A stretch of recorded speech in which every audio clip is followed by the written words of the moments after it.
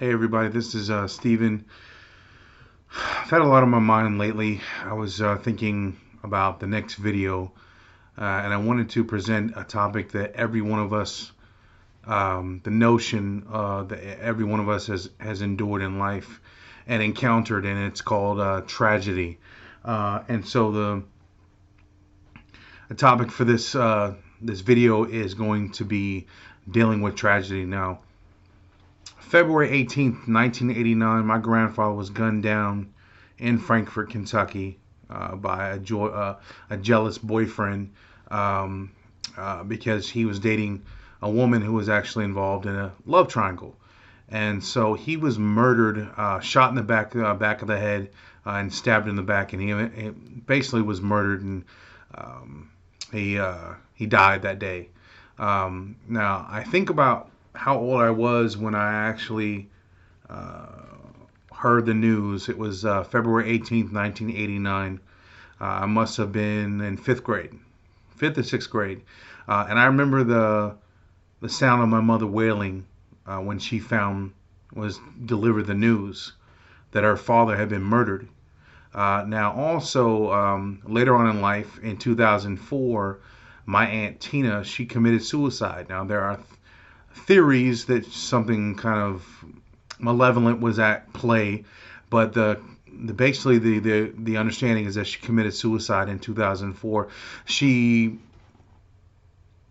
overdosed on a bottle of pills and killed herself because she was having problems with her family.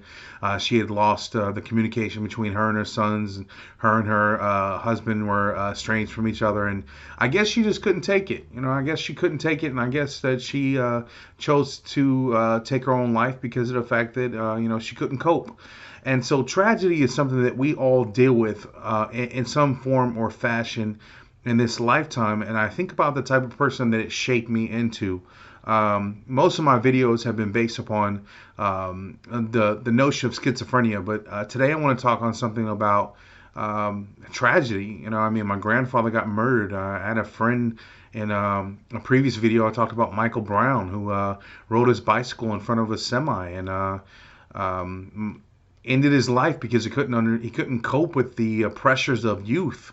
And my aunt Tina, she killed herself by swallowing a bottle of pills in 2004. I remember the day that it happened. I actually, the night before, I was actually flying back. I caught a flight back to Kentucky, back to Louisville, and my dad came and picked me up, and um, he said, "Your aunt's made it out to Papaw's grave." And I said, "Well, where's Aunt Tina?" And he said, "Well, she didn't make it." So I wake up the next morning and I'm reading a book at the dinner table, or the morning table, and my mother says Aunt Tina's not with us anymore. And I said, "Well, where's she at?" And she said that she committed suicide. So I think back, it's been 14 years since she killed herself, and also it's been since 1989, since my grandfather, February 18th, 1989, he was murdered and taken from us so violently. Um, how did it affect the prognosis? Um, it's something that you can't really deal with on a basic level. It goes deep. It goes straight to the core of the heart. How do you feel about um, someone that you love, passing away, and the tragedy that we are involved in,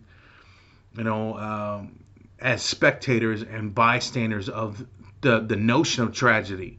So how does it affect my perception of suicide? I think that suicide is, as I posted in one of my previous videos, suicide is a sucker's way out. But how does it affect my perspective of it? I don't know what she was going through. I don't know what she was going through when she took those pills, and as a young man, I didn't have the capacity to understand what it meant to lose my grandfather at such a young age, and I look at it as some of those events in my life shaped me into the person I am. For one, um, I don't ever plan on being in a love triangle. I'm sorry, but I believe that if you are messing around with some woman and she has a previously jealous old boyfriend, I just stay away from her. And on top of that, with schizophrenia, I don't really associate with drama. I'll just say that. Um, but when it comes to suicide, I actually have crossed that notion in my mind many, many times. And just today, I was at work and I started having really, really bad thoughts, really, really negative thoughts. And I thought to myself, would it be worth it to just go ahead and end the cycle, and just go ahead and put a bullet to my head, or jump off a bridge, or run head first into traffic, or whatever. You know what I'm saying? But one thing that tragedy does teach us is how to persevere. Because once the tears stop rolling and the heart stops aching, and we stop mourning and we move on, we realize that tragedy actually teaches us how to be stronger human beings. And so, how do I deal with these notions on a personal level? I just take them as I go. I really honestly don't look at.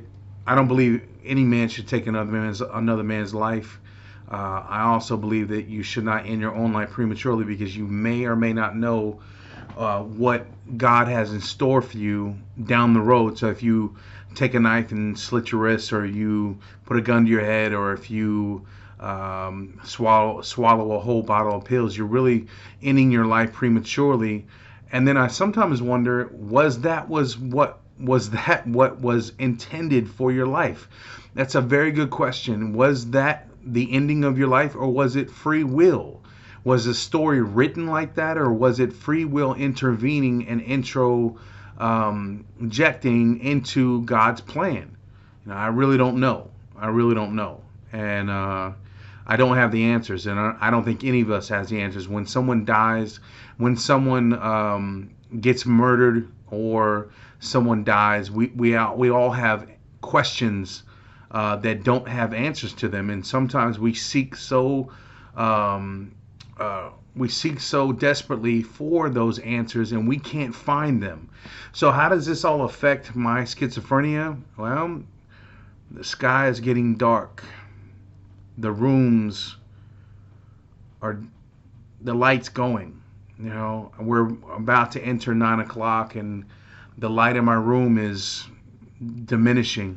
And sometimes I think that mentally I'm diminishing, but at the same time augmenting.